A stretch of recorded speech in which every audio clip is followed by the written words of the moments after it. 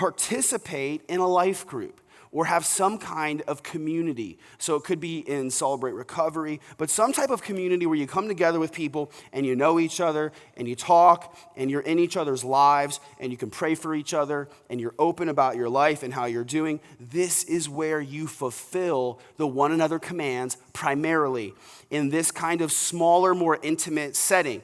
In Galatians 6, it says, bear one another's burdens and so fulfill the law of Christ.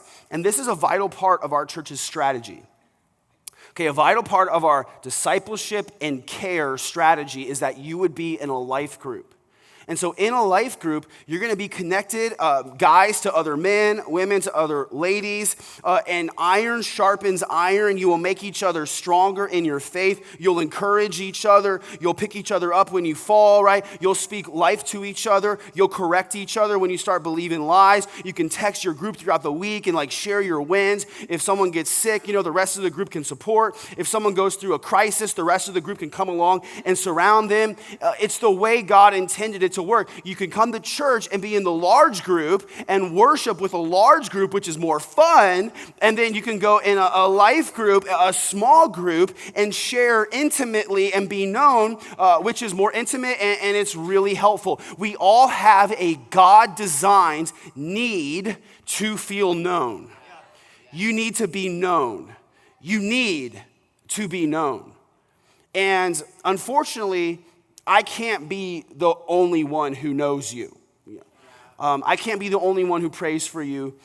I wish I could, but I cannot be as close to everyone as I wish I could be. But that's okay because that's not the way God designed it to work.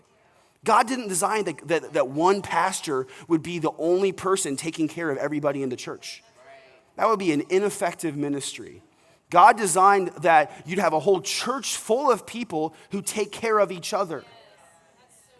And here's why you need this, because if you don't have a community around you, you will be isolated, vulnerable, and susceptible to loneliness. And when a crisis comes into your life, you will not have the structural support you need to weather that storm. Please listen to me, okay? You don't want to be the person who realizes, oh, Pastor Ryan was right about this, after the crisis comes into your life. You need to have this community around you before the storm comes. Otherwise, it's not too late. You can still come, but it's just going to be a lot harder on you.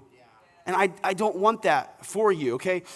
So the more you get connected to community, the more church will feel like family. I've had people stop going to church and they'll throw out these excuses like, well, I just couldn't get connected. I just didn't really feel like I knew anyone. And I have to correct that and say, no, you didn't want to do the work to get connected. And it honestly is work, I'm not going to lie. I wish it were easier than it is to make new friends. That would be sweet. But it's not. A lot of people are sitting here praying that the BFF fairy would come along and drop new best friends in their lap. Like, sweet. But that's not how it works.